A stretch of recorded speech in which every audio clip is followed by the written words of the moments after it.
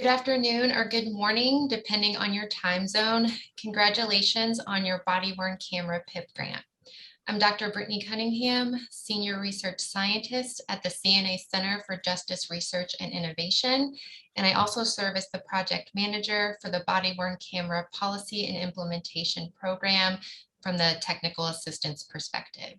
On behalf of the Bureau of Justice Assistance, I welcome you to today's new grantee webinar. This webinar is being recorded for the benefit of others who may view it later and will be posted on our body-worn camera technical assistance website. We encourage you to make your thoughts and questions known during the webinar. Please use the Q&A function at the bottom of your screen to submit questions. We will address as many questions at the end of the webinar as time allows. General questions not addressed will be responded to and emailed to participants. Any specific questions regarding individual grants or agencies will be followed up by BJA or CNA staff. Following the webinar, you will receive a request to evaluate it. Please complete the evaluation and give us your honest thoughts and recommendations. For the next hour and a half, you will hear from several key staff and personnel from both BJA and CNA. First, you'll hear from John Markovic, Senior Policy Advisor, who oversees and directs the body-worn camera PIP program for BJA. You'll also hear from Gerardo Velasquez, State Policy Advisor. He's responsible for the administration and financial components of your grant. Further, you'll also hear from Angie Bolchi, who works with the BJA Performance Management Team. The PMT is integrated into your grant reporting. This is where you report on the progress of your grant goals. Additionally, you'll hear from Dr. Michael White and me about CNA's role and supports we provide from the technical assistance perspective, including supporting you with your policy development. There are also several representatives from Just Grants on this webinar, and that will be available for responses during the Q&A session.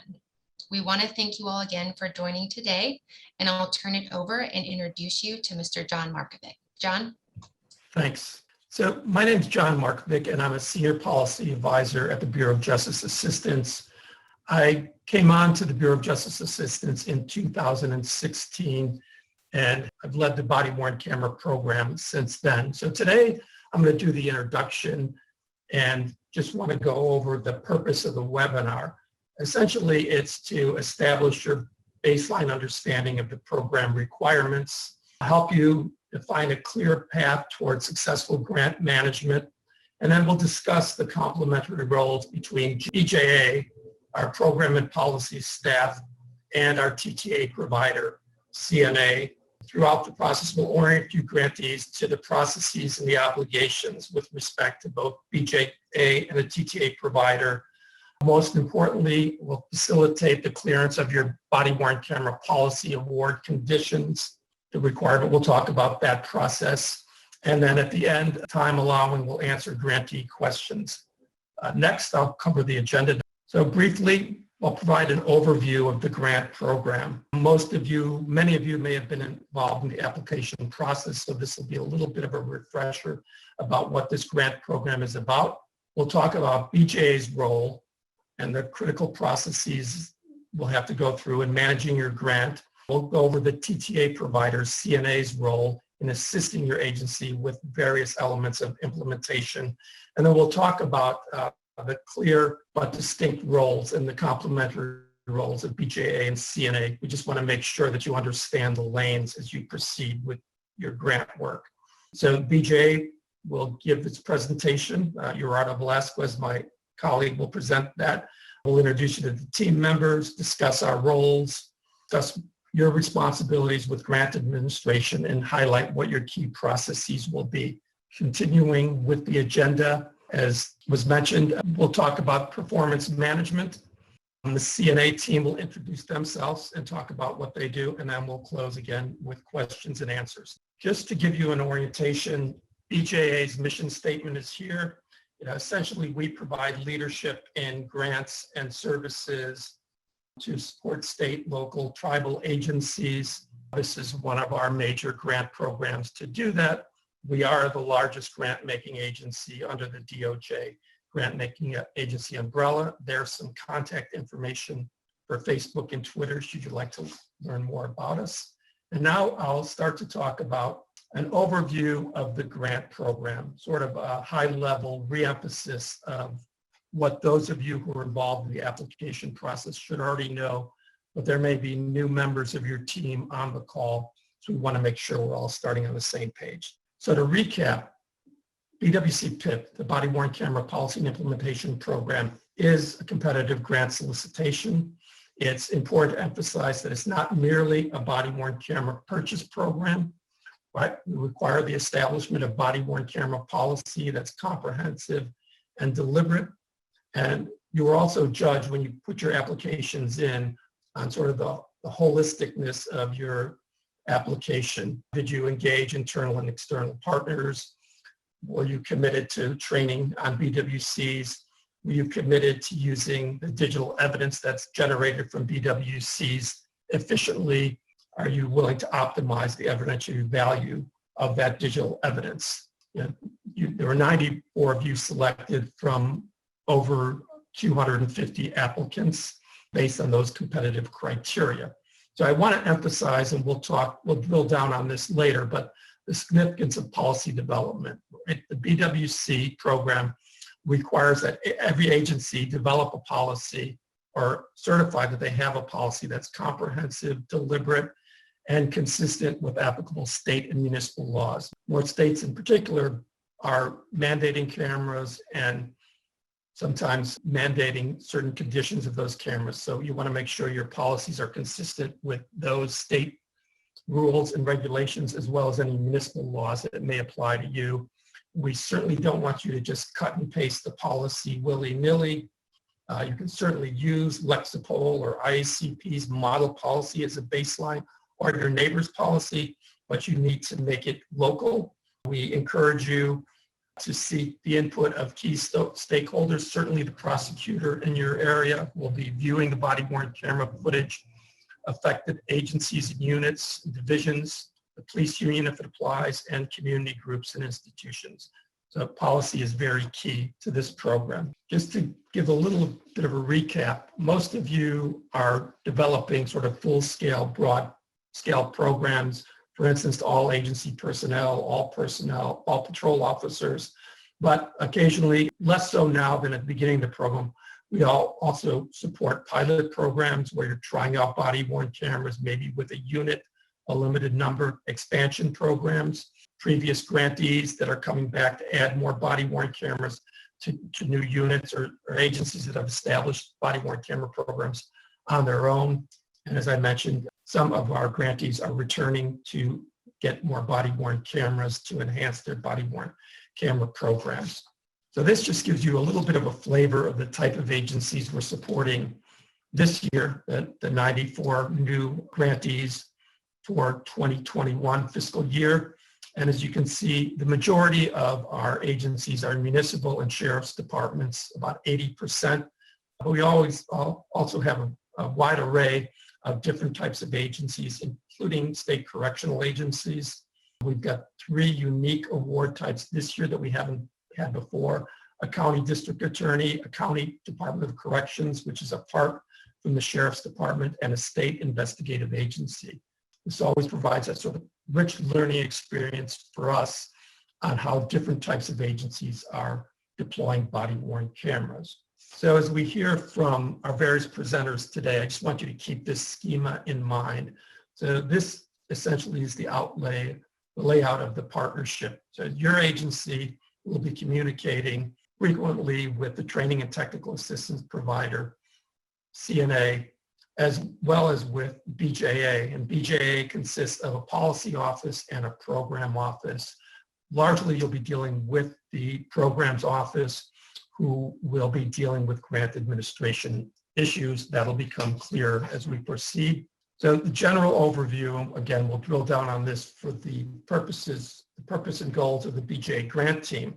The programs and policy staff is to help you successfully navigate your grant administration, that you are compliant with grant terms, and keep on pace with the administrative requirements. So here are some of the goals. I won't read them all, but you'll finalize your award acceptance and budget approvals. Some of you may have already done that. Some of you are still in the process, and we'll walk through these steps. Gerardo will walk through some of these steps, but it all goes towards assuring that your agency completes its grant in a timely manner, that you spend down your money, that you use it effectively to purchase your cameras, acquire your cameras, and then deploy them. This is a very high-level overview of what the TTA provider brings to the table. We work hand in hand with them. We've been working with them since 2015. They will provide TTA resources to basically help you successfully implement your BWC program. So they're not involved in the nitty-gritty administration of your grant except around policy development, but they're there to help you and meet you where you're at. Basically, some of you may be experienced, won't need as much help. Others will need help in development of policy. So they're very flexible. They're there to meet you where you're at. They also provide structure and opportunities for sites to learn from each other through peer-to-peer exchanges. We host a lot of webinars, and there are a lot of knowledge products that we'll learn about today. And many of our past grantees and current grantees are contributors to those knowledge products or participants in those products. So we'd like to say we develop these TTA resources for you and with you with your active participation. So I've harped on a bit about the distinct and complementary roles of BJA and the TTA provider CNA. We are here to assist you with the administration of your full grant cycle, onboarding through closeout of your grant. And CNA will be here to assist you in getting the condition fulfilled that you have a BWC policy, either through a BWC policy scorecard completion or allowing your agency to self-certify that you meet the conditions of having a full and comprehensive policy with stakeholder input. We'll talk a little bit more about that. So that's the broad overview of where we're going to go today. Let me begin by introducing you to the BJA staff. So I'm in the policy office, and the policy office provides leadership in criminal justice, policy training, and technical assistance. We work with the major law enforcement organizations in terms of the body-worn camera grant program. And we really take the language of the congressional funding, which essentially states that, this year, past year, there was an allowance of $35 million to support purchase of body-worn cameras. And we take that language and form the solicitation in the policy office. So that's me. I won't get into the detail. I think what's really most instrumental for this program is that I work hand in hand with it. And I work also with that your grants, that you're fulfilling the conditions of your grant, that we're meeting your needs, that we're attending to any changes you have, grant modifications, and so forth. But my overall role is to sort of shepherd the program and, again, to learn from you and adjust the program from what we learned from you in subsequent years to make sure the funding is meeting your needs. We're hoping to pivot towards more support for things other than purchasing body-worn cameras in the upcoming grant fiscal year, and we're trying to shape that language with congressional appropriations committee members to make sure that the program expands and evolves as the practice of body-worn cameras have evolved. Next, I want to just introduce you to the role of the programs office. As I said, they're really here to provide customer service to you, get you through the nuts and bolts of completing your grant program. So they'll develop professional relationships with you. They'll be the people who are the first point of contact for issues related to grant administration. And we're going to hear momentarily from Gerardo. I just want to present one more slide before I turn it over to him. So this is our BWCPIP programs team. It consists of Tamara White, who unfortunately was not able to be on the call today. But if you're from a state that starts with the letter A to G, she is your state policy advisor. And we'll hear momentarily from Gerardo Velasquez. He is the state policy advisor for the rest of the alphabet, any state H through W, as well as Puerto Rico, and the Virgin Islands. And with that, I'll turn it over to Gerardo, who will walk you through the grant process. BJA State Policy Advisor role. The State Policy Advisor, or my colleague Tamara White and myself, we are the first line of direct communication with grantees within BJA.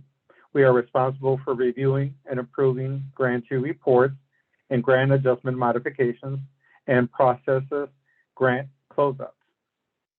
The SPA will address all questions regarding programmatic, financial, and administrative elements of your grant. The SPA will communicate about the release of all award conditions, including award conditions related to the body-worn camera policy requirements. Note, you will be working closely with the TTA provider on the body-worn camera policy review and scorecard approval, but BJA is responsible for the final approval of the body-worn camera scorecard and releasing of grant funds. These are the three areas of grant management: administrative, programmatic, and financial, and we'll get to those. Award acceptance. The award document is a legally binding contract with the federal government that must be accepted by the authorized representative.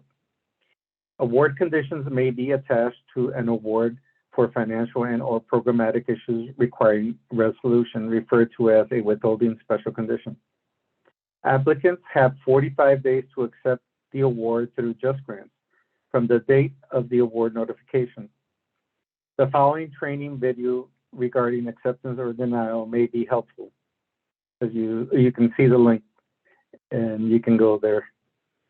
Please contact your state policy advisor for any questions regarding the award acceptance process or for any programmatic, financial, or administrative questions you have about your grant. Award conditions.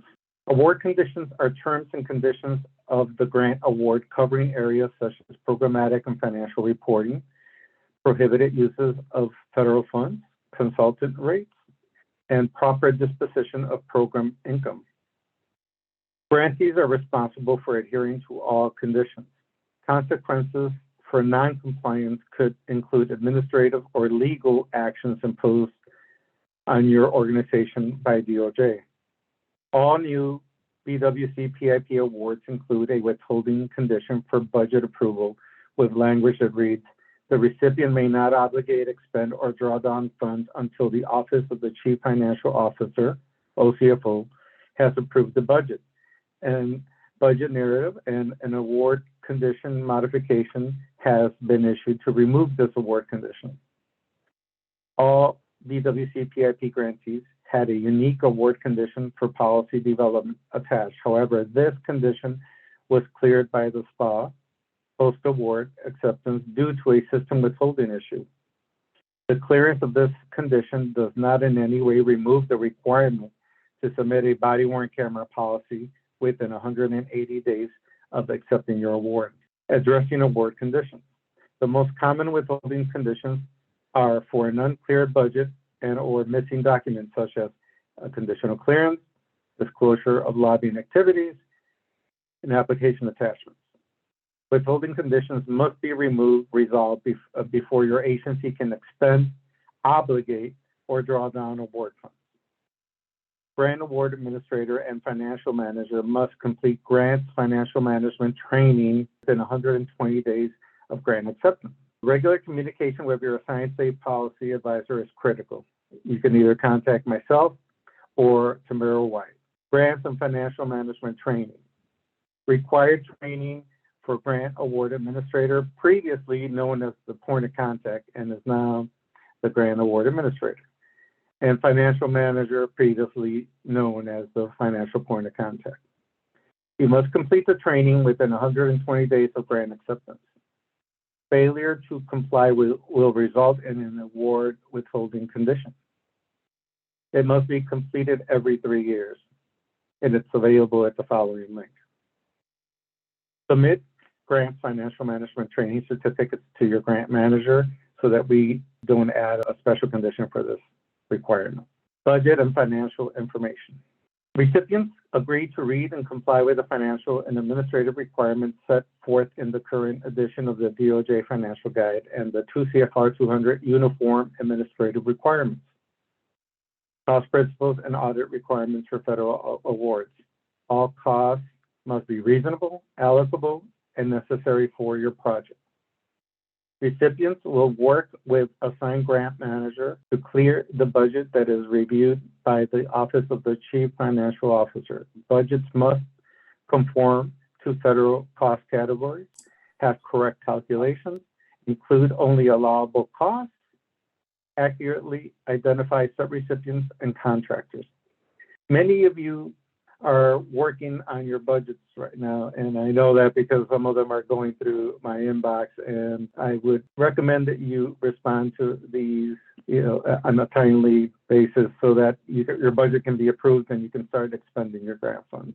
These are a list of unallowable costs, but I do want to emphasize that costs related to storage of body-worn camera footage are allowable in the new FY 2021 body-worn camera grant. Procurement overview. States must follow the same policies and procedures they use for procurement from their non-federal funds. And you can see that at the 2 CFR 200.317 link that is on the screenshot. All other non-federal entities, including subrecipients of the state, must follow the 2 CFR 200.318 through 200.326. For more information, see Chapter 3.8 of the DOJ Financial Guide and the DOJ Guide for Procurement Procedures. Sole source acquisition. Grantees are encouraged to use open competition to the extent possible. Recipients may only conduct non-competitive sole source procurement when one or more of the following circumstances apply. The item or service is available only from one source. The public exigency or emergency for the requirement will not permit a delay resulting from competitive solicitation. And 3, competition is determined inadequate after solicitation of a number of sources. Recipients must request and receive written approval from OJP via a GAM prior to purchasing, obligating funding, or entering into a contract with award funds related to sole source procurements in excess of the simplified acquisition threshold currently set at $250,000. Sole source contracting that does not exceed $250,000 may not need prior approval, but recipients should follow the OJP Financial Guide requirements. Subaward and procurement resources. For additional guidance on subawards and contracts, review the subaward contract toolkit, checklist, and the sole source justification fact sheet that are listed below. Accessing your grant funds. Reminder, most withholding award conditions must be resolved and reports must be current to draw down any grant funds. ASAP, Automated Standard Application for Payments, is a shared service provided by the Department of the Treasury for grant payments. ASAP allows organizations receiving federal funding to draw funds securely through the pre-authorized accounts established by the agency issuing the payment. All recipients must have an ASAP account to access your grant funds. For questions about ASAP, contact the ASAP Help Desk by email or by phone. Grant award modifications. Grant award modifications used to update or change award details and are not used to confirm compliance with requirements or deliverables. GAMs cannot be approved if there are delinquent financial or programmatic reports. Always have your programmatic and financial reports up to date so that these GAMs can go through easily. There are 3 types of GAMs: programmatic, financial, project period extension. Best practices. Contact my colleague Tamara or myself if you have any questions prior to submitting a GAM. Grant award modifications GAM. Programmatic. Programmatic cost GAM. A scope change GAM alters programmatic activities, change the purpose of the project, change the project site, or change key staff. Financial. Budget clearance GAM. Budget modification GAM. Sole source GAM requires substantial justification, must receive prior approval for any sole source procurement in excess of the simplified acquisition threshold currently at $250,000. Project period extension. must be submitted at least 30 days before the end of the award and requires a robust justification and typically limited to one 12-month extension, mandatory reporting requirements. Your semi-annual grant programmatic report is submitted in Just Grants, and they're due January 30th and July 30th. Your final progress reports, they're due within 120 days of the award end date and must be approved prior to a closeout package being submitted. Note, Just Grants automatically freezes grant funds for delinquent reports. It is important to submit reports on time. Late reports also influence how your award risk is assessed by OJP and may affect subsequent applications. Federal financial reports. These are the dates they're due quarterly. They are submitted in Just Grants. If no activity was done like your recent report, all you do is enter a 0 and submit the report. For help with federal financial reports, please contact the Office of the Chief Financial Officer, OCFO. Their customer service phone line number is right there. Important reporting reminders. For your federal financial reports, report funds obligated and or expended, not drawn down amounts. Ensure funds that have been obligated align with the approved budget. Reports for every quarter, regardless of whether or not expenses were incurred. Reminder amounts shown are cumulative. Progress reports. Answer performance measure questions specifically written in the solicitation. Provide BJA manager, grant manager, accurate snapshot of implementation of your project. Reports must be submitted even if no activities occurred in the report period. Just explain why you haven't done anything during that period and submit the report. Monitoring. Monitoring activities can be conducted by programs office and or OCFO staff on-site or remote through an EPDR and enhanced programmatic desk review. Monitoring allows grant managers to observe compliance with requirements and progress toward your project goals, identify opportunities to provide technical assistance, and ensure that adequate controls are in place to improve accountability of federal funds. Award closeout. Closing out a grant. Standards. Submitted within 120 days after the grant end date. All administrative, programmatic, and financial requirements have been met. All expenses must be obligated by the last day of the project period. Just Grants will begin notifying the grantee 60 days prior to the grant end date. Administrative closeout. On the 121st day of the grant end date, Just Grants will automatically freeze funds, initiate an administrative closeout, and notify the grantee. The grantee is unwilling to and non-compliant or unable to complete the closeout requirement. The FY typical BWCPIP grantee roadmap. And this is a roadmap of everything we just spoke about. Thank you, and I will pass this on to my colleague, Ms. Angela. Hello, everyone. I'm 2 slides after this. I think this is just the next slide provides some helpful resources for the information just discussed related to Just Grants and OCFO. So again, my name is Angie Belshi. I am a research analyst on the BJA Planning, Performance, and Impact team. And this section of the presentation will cover several topics related to performance management at BJA, including what is performance management, what you will need to report, how to report data, and when data is due. So what is performance management at BJA? Performance management is the process by which grantees regularly collect data on their grant activities to determine whether they are implementing activities as intended and achieving their desired goals and objectives. BJA has established performance measures in the form of questionnaires for each grant program. We'll be reviewing the specifics of the BWC unique questionnaire during this orientation. Using performance measures that captures inputs, outputs, and outcomes over time allows for pre and post comparisons that can be used to assess change. You can find additional information and resources on the OJP Grant Performance Measurement Information Portal on the website on this slide. Why does BJA use performance measures? Performance measures has many purposes and benefits to your program and for BJA.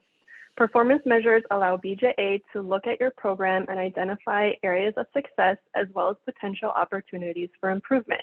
This allows BJA to target training and technical assistance resources for subjects and localities that need them most.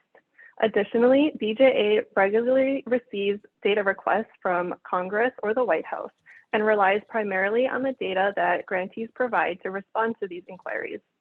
Finally, DOJ is required by law to comply with reporting requirements. But not only does BJA benefit from performance measurement, there are many benefits to you as a grantee and your program. You should be systematically monitoring performance measures to include the data that BJA collects, as well as your own programmatic data to help identify successes and areas for continuous improvement. Monitoring performance measures can help you proactively address any challenges and generate evidence that you are meeting your goals. This can lead to sustainability and continued resource advocacy for your program. Therefore, the data that you collect has the potential to show the impact not just of your BWC program, but of your organization as a whole. Now we'll discuss the what, where, when, and how you'll be required to report. We'll review each of these now. Just Grants is the online data collection tool for BWC grant recipients. It is structured as an online questionnaire. You can access Just Grants by following the link provided on this slide. The table outlines the type of data you'll be required to report each reporting period and when your reports are due. Just Grant reporting occurs semi-annually through January and June. Note that reports are due 30 days after the end of the reporting period, with the final report due 120 days after the closeout of your award. This slide provides a direct link to a PDF version of the performance measure questionnaire that you will be responding to. Additionally, the Just Grants support team contact information is provided for any systems-related issues you may have. You can use the PDF version of the questionnaire to help guide you in collecting and reporting your performance measures. There are 3 types of data sources that you will report: performance measures, narrative questions, and closeout questions. On the left-hand side of the screen, you'll see some examples of performance measure questions for the BWC program. And these are a series of questions that measure outcomes of grant activity and demonstrate the accomplishments of goals and objectives of BJA programs. These may be numeric responses, open text responses, or select choice responses. Additionally, on the right-hand side, you'll see a series of narrative questions related to your specific goals, objectives, barriers, and successes.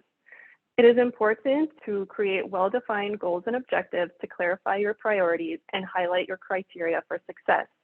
Goals should be SMART-based, which stands for specific, measurable, attainable, relevant, and time-based. We recommend that you reevaluate your goals twice a year and determine whether they should be updated. You should also use your data from your performance measures to drive this process. Finally, closeout questions are a series of questions that you will respond to only when your grant activities and your grant is ending. Finally, we would like to end by sharing some tips on how to improve data quality that your program can start with from the very beginning. It is recommended that you designate a staff person to coordinate all performance measure data collection and entry to ensure consistency.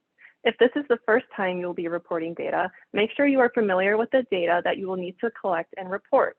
Do this by reviewing the PDF version of the questionnaire on the previous slide. Ensure that a backup person or persons are aware of the data collection and reporting process so they can fill in if the designated staff person is unavailable or leaves the role. Additionally, ensure that all subrecipient data or data that you receive from contracted service providers is reviewed and validated before completing data entry. Finally, be aware of any validation alerts that are built into the Just Grant system to guide you through your reporting process. Also, data verification outreach may occur if more information or clarification is needed on any of the data that you provided. This slide provides, again, the Just Grant support team contact information and a list of available resources that will be helpful for you in your reporting process. On behalf of the BJA Planning, Performance, and Impact team, thank you for your time, dedication, and hard work. This concludes the performance management section of the presentation. I'll now hand it off to Brittany Cunningham to discuss training and technical assistance. Thank you.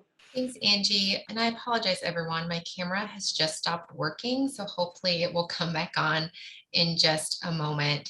In the next couple of slides, Dr. Mike White and I are going to walk you through details about our technical assistance program. We do encourage you to use the Q&A function to ask any questions you might have on the elements we discussed. In this session, we're going to introduce you to our technical assistance team and partners, detail our body-worn camera PIP goals and objectives, walk you through some examples of our resources and TTA process, and highlight a few upcoming events. So as you heard at the top of the hour, my name is Dr. Brittany Cunningham, and I serve as the project manager for the body-worn camera PIP TTA program. Our director, Dr. Chip Coldren, is unable to attend today, but he sends his regards and thanks you all for participating. Since the beginning of the program, we have worked with several key partners. Dr. Mike White, who's a professor of criminology at Arizona State University. Mike serves as the co-director of the program, and you'll hear from him shortly. And his video is working, so you can see him. And Dr. Craig Yoshida has also served as a partner from the beginning or the start of our program. And he served as a senior advisor with his colleagues at Justice and Security Strategies, and he's visible now as well. So you'll see on the screen our purpose and goals for the body-worn camera TTA program. I want to stress our primary role is to be helpful to you through the life of your grant. It's important to every member of our team that you as a grantee feel prepared, confident, and supported to meet the body-worn camera needs of your agencies.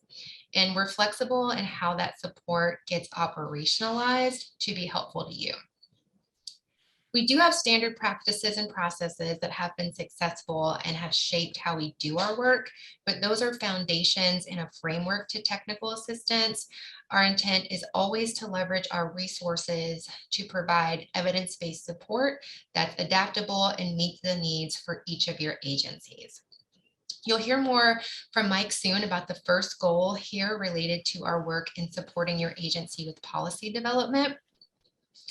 Also through our TTA, we aim to learn from you and document your experiences. That includes both challenges and successes to elevate the knowledge on the implementation of body-worn cameras throughout the country. And lastly, you'll see one of our goals also related to learning from you is to inform BJA regarding body-worn camera programs.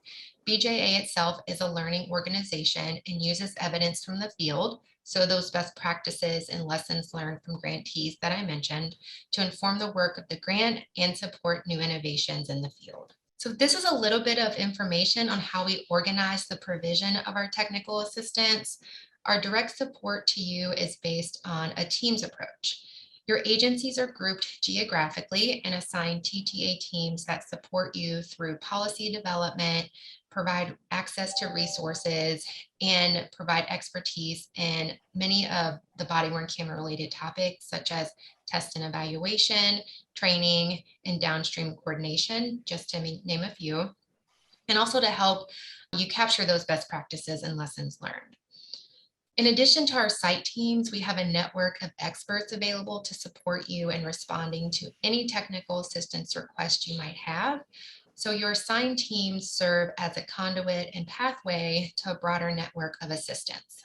I'll ask you to take a minute to look at this slide showing our technical assistance teams.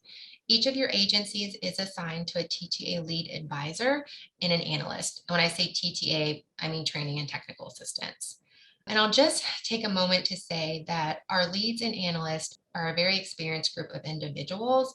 Our leads all have experience in implementing body-worn cameras from a number of years, and several of them were body-worn camera PIP grantees in the past. Collectively, they represent some of the best body-worn camera expertise in the country. If you've not heard from your technical assistance teams, you should very soon. At this point, I want to turn it over to Dr. Michael White to discuss the technical assistance process. Mike? Thanks, Brittany. So let's talk a little bit about what this TTA is going to look like in the next few weeks and months. And there are a couple of things that I want to highlight. First is that there'll be some initial outreach from our TTA team to your main points of contact. So Brittany on the previous slide had a list of the TTA assignments by state. This may have happened already, or if it hasn't, it's going to happen in the coming weeks. You're going to hear from our folks, and it's just the initial outreach to start the conversation, to start the relationship. So that's going to happen relatively quickly. The other thing that's going to happen relatively quickly is that we're going to initiate that discussion about policy. And both John and Brittany have talked about the importance of policy.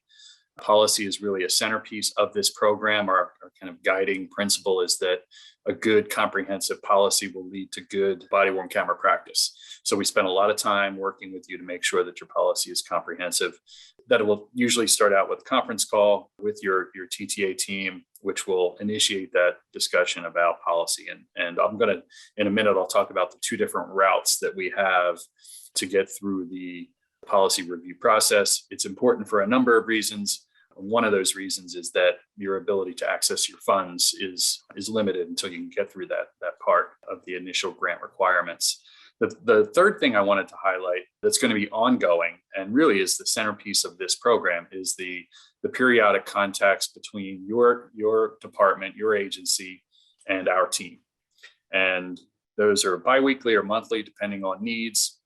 And it's our opportunity really to stay up to date on where things are with your program. You can see on the slide some of the things that we focus on during those calls. Obviously, in the beginning, the policy development, policy review process is a big piece of it. But this is our opportunity, like I said, to just hear how things are going.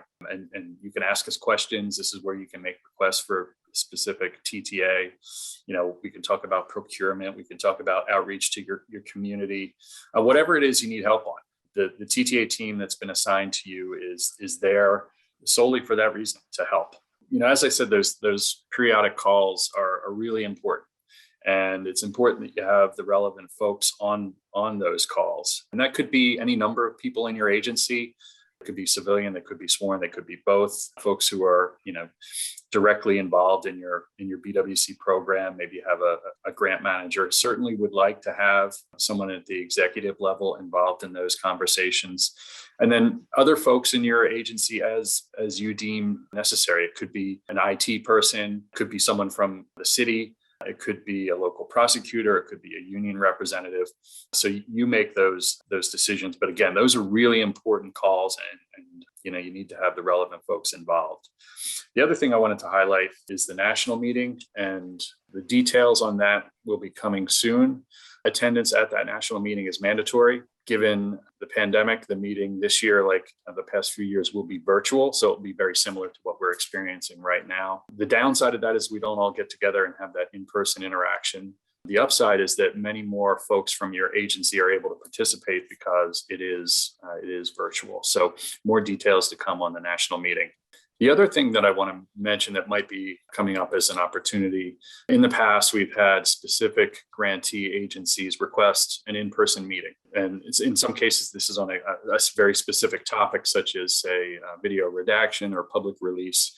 And when those requests come in, and we've done this in the past, we've done it in Phoenix, Omaha, South Florida, Golden, Colorado. When we get that request, we'll put together an agenda, we'll bring in the relevant folks, and we'll have a half day or a day together where we delve into whatever topic is of interest and that's been requested. And when that happens, we'll make sure that we invite all of the grantee agencies that are within that region so that we can have lots of different agencies involved, including those that are not part of this grant program. So those are some things to think about. I do want to highlight one other point, which is how do you get TTA? How do you ask for help? And there's a couple of different ways. If you go to the TTA website, there's a link you can click on that you make a very formal written request for TTA, and that works just fine. A good way is during those biweekly or monthly calls. When you're talking to your TTA team, we're going to be asking about the challenges that you're dealing with. That is an awfully good time to make a specific request for TTA. And the other thing that could happen is during your conversations with our team, we may pick up on something. And we may say, hey, I think it's a good idea if we do a formal request for you on topic X, and then we can access whatever resources we have then to help you with that. So let's talk a little bit about policy, because as I said, it's really a centerpiece to the program, and it's tied to access to your funding. So there are two options for getting through the policy review process. And the first, which is probably a little more common, is the scorecard that you see on this slide. We've created a scorecard that rates the comprehensiveness of a body-worn camera policy. It's not fancy or sophisticated. It's an Excel spreadsheet. You see a piece of it here. And basically it's a checklist. There are 9 different areas of policy, 37 specific policy issues. So on the slide, you see, for example, the policy development area, general area, and the activation area. And as you can see, it's basically a checkbox, yes or no. You will notice that some of the specific issues are in red. In fact, there are 13 issues that are red, and those are the mandatory issues. Those are the issues that the BJA has deemed are so vitally important. They must be covered in your policy if you're going to get through this review process. One point I really need to emphasize here is that this whole review process is about the comprehensiveness of your policy. Based on our experience over the years, we just want to make sure you have a policy that addresses all of the most important relevant issues related to this technology. It's not prescriptive at all. It's not directional. And what I mean by that is BJA is not telling you what to say in your policy. We are not telling you the specifics of what to say. It's all about comprehensiveness. So one example I like to use is citizen notification. What does your policy tell officers about notifying citizens that they're being recorded? It's a mandatory issue in the scorecard, so it's red. Based on our experience, we see 3 options for that issue.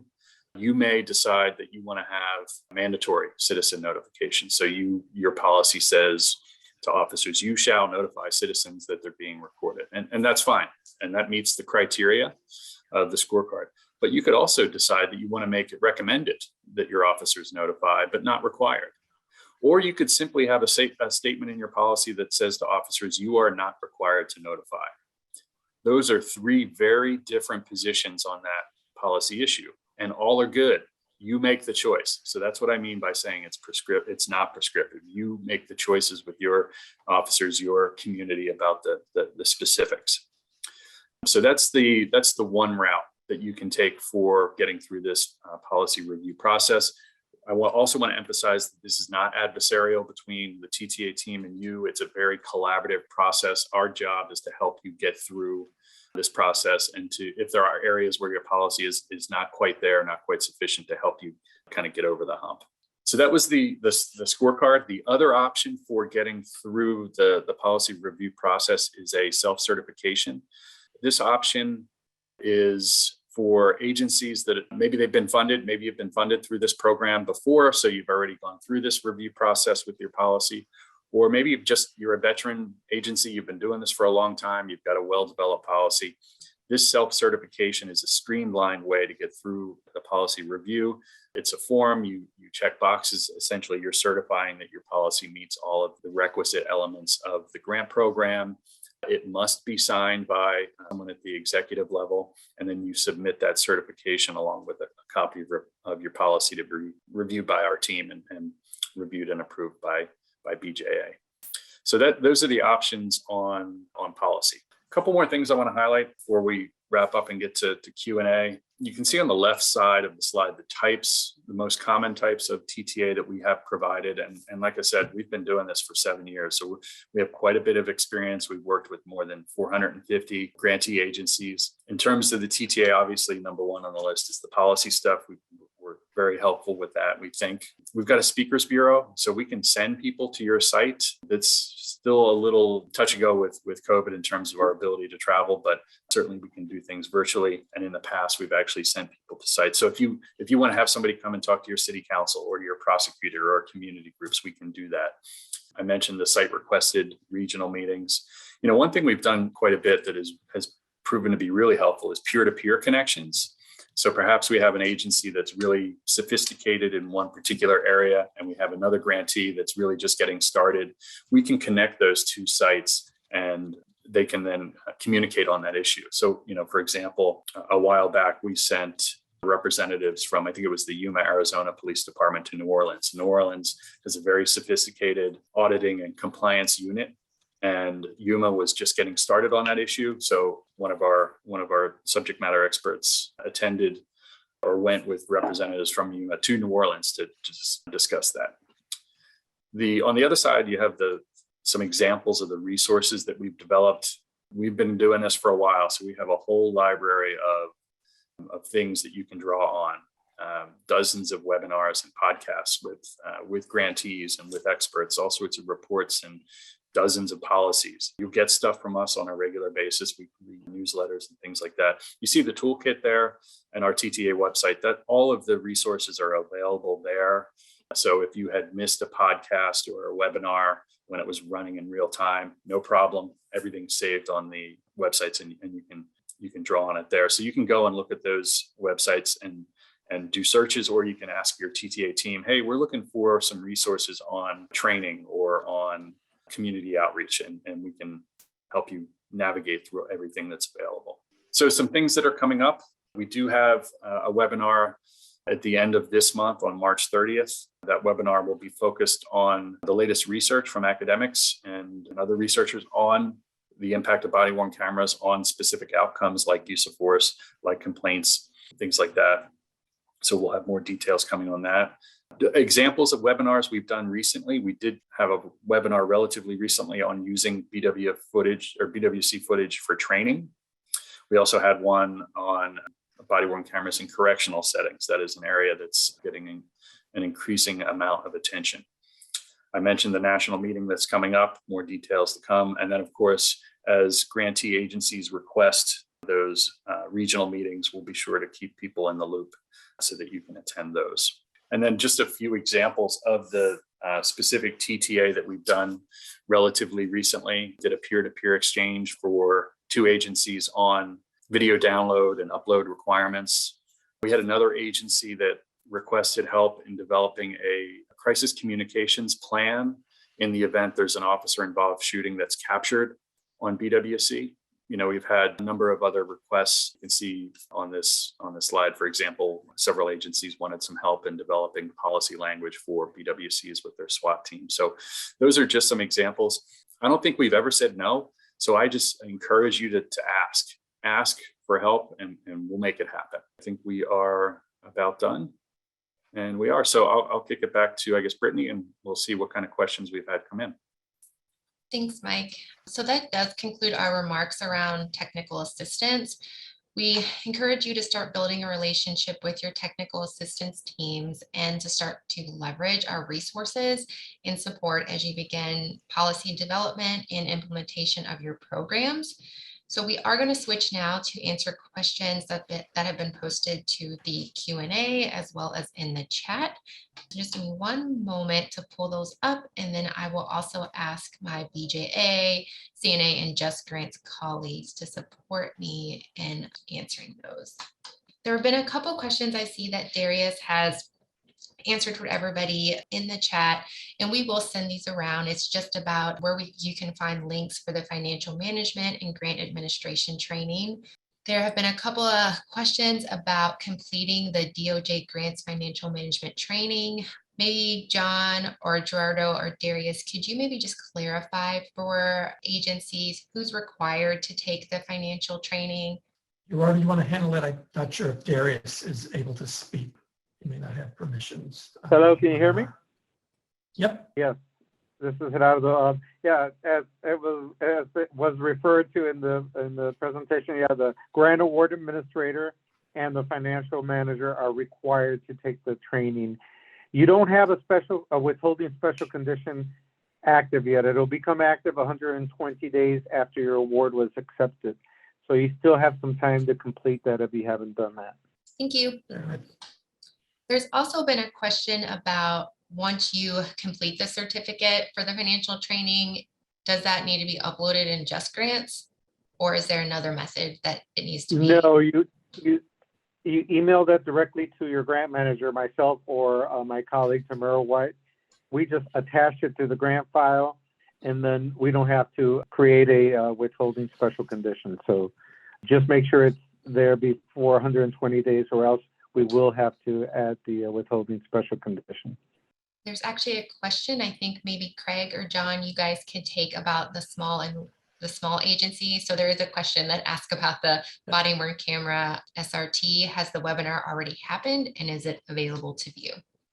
Yeah, let me start and then I'll let Craig chime in. So just to be clear, one of the things I was going to mention in closing is that the unique thing about the body worn camera program is that we've historically had very large grantees in the neighborhood of $2 million, in earlier years even larger than that.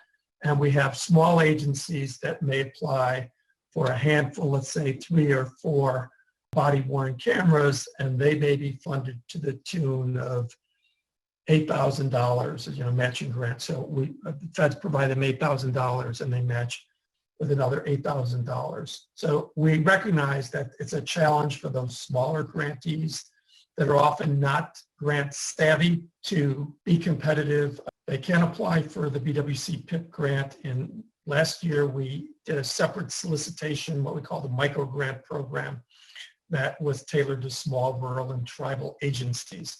So to answer Beth Glaus's particular question, we've had some small agency webinars throughout the history of the program, and that I would go to the TTA website to get that. The BWC toolkit contains information, but it's harder to update than the TTA website. So the TTA website is more current on information. So you can look at podcasts and webinars in the past that dealt with small agency issues.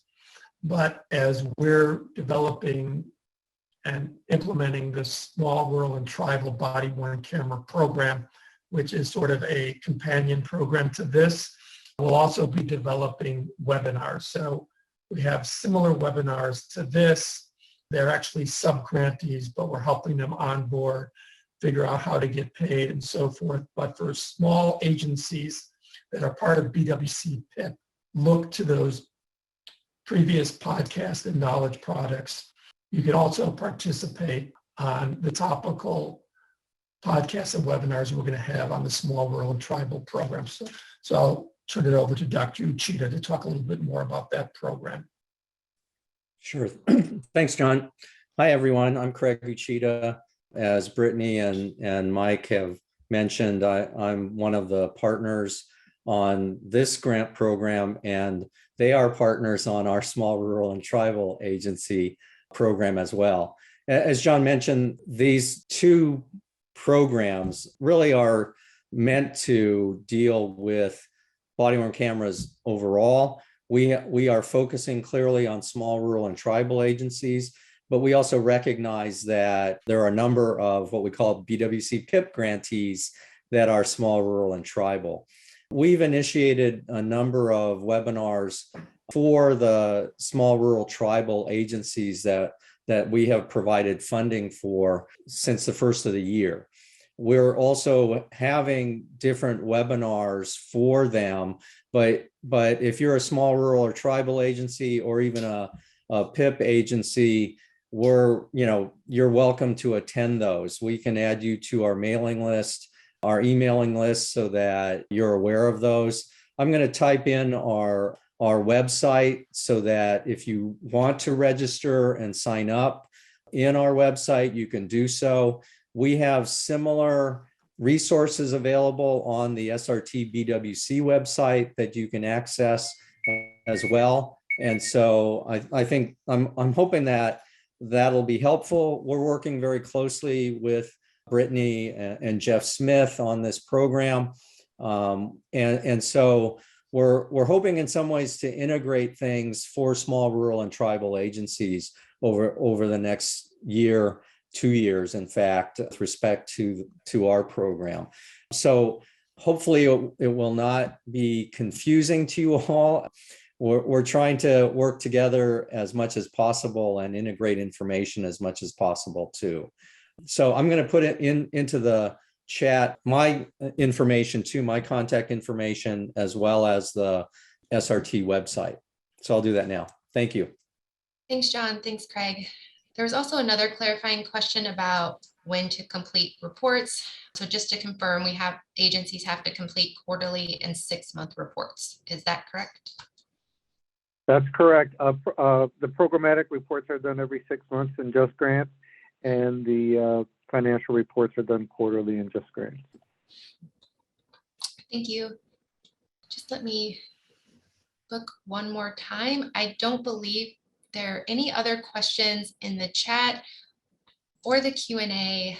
I do, sorry, Brittany, I do see one from Leslie Bruce about the requirement for the body worn camera policy within 180 days of the grant. She says that they have an existing policy that they're looking to refresh to national best practices. So you work with the TTA provider. You may opt to go to the self-certification route if you're confident that you're covering all the required areas. But by all means, if you want the robust assistance from the TTA team, you should avail yourself of that. I think it's, they're willing to work with you to develop and sort of enhance your policy in the ways that you see fit. So I think for Leslie Bruce, talk to your TTA representative, sort of suss out those different options. So you may want to go down either one of those paths, either the scorecard path with some assistance from the TTA provider, or the self-certification, which is basically you're passing it to them. I think we look at it and then we look at your policy as well, just to make sure that what you certified is comparable to what's in your policy. So either pathway is good. I'd maybe work with your TTA team to figure out what works best for you. Thanks, John. There are a couple other questions that I see now as well. What specific procedures should be followed for sole source contracts less than $250,000? This is Gerardo again. For, I guess, more detailed specific questions, I guess I would recommend for you to call me or Tamara if you have a specific question like that. Thank you. And then another question. I've seen this question set in the Just Grant system. Is there a way to see the progress reporting questions that will appear in the PMT system, or are they similar? The PMT system, correct me if I'm wrong, Angie, but the PMT system is no longer in existence for 2021 grantees. They'll be submitting that, they'll be answering that questionnaire through Just Grants now. That was a change between the 2020 and 2021 body-worn camera grant cycle. Thank you. Sorry, I was muted. Yes, PMT is no longer the system for BWC grantees, Just Grants, but in terms of looks and the performance questions themselves, they should look relatively similar. Okay. Thanks, Angie. There was a gap in your reply, the audio. So just, so those of you who are multiple grantees, some programs have made the transition from PMT to Just Grants and others haven't. But the body-worn camera program is one of those where the PMT questionnaire was ported over to Just Grants. So now it's submitted through Just Grants. That's correct. Thank you both. Are there any other questions that agencies would like to put either in the chat or the Q&A function? So I think that's all the questions we have received right now. John, I will hand it over to you to close us out. Okay, thanks. So first of all, I want to thank CNA and the TTA team who took on the responsibility of putting on this webinar. Well, we talked about both their role and gave us an opportunity at BJA to talk about our role.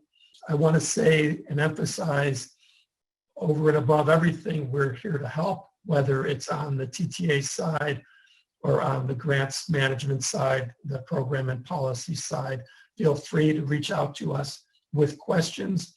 Do your best to keep the distinct roles of the TTA provider and BJA in mind when you submit your questions, when you make contact. So for all administrative issues, Tomorrow or Gerardo should be your first point of contact. For getting through the policy review process or the certification process, work with the TTA teams. That's really the one area where we intersect most, is they will take you through that process and to submit that to us, and then we will approve the scorecard or the self-certification to satisfy that award condition that comprehensive and deliberate policy has to be developed. Sometimes you may get confused. You may find that there's a withholding on your grant for delinquent reports. Again, that should go, responses to those or questions about grant adjustment modifications should go to Tamara or Gerardo. Occasionally you'll be confused and you'll mention that or seek guidance from your TTA team, but they should set you straight. And we communicate regularly, talk about the progress on grants. So they'll generally let us know, but do try to keep those roles distinct. And I do want to thank you all for your forbearance on this webinar. We provided you a lot of information. Some of you are large grantees that have had grants in the past and are familiar with the processes. For some of you smaller agencies or even medium-sized agencies, this is all new to you. We realize it may be overwhelming. So this was the first step and the first guidance. Again, we're here to help, so don't hesitate to reach out to the TTA provider teams or to us at BJA with any questions you might have. I think we've covered all the questions, so I think we'll say goodbye. But again, we'll be in touch. If they haven't already reached out to you, the TTA team will be reaching out to you to initiate that process. And you may be working now with Tamara and Gerardo in finalizing and onboarding your grant activities. So welcome aboard. We look forward to an exciting 3 years working with all of you. Thanks.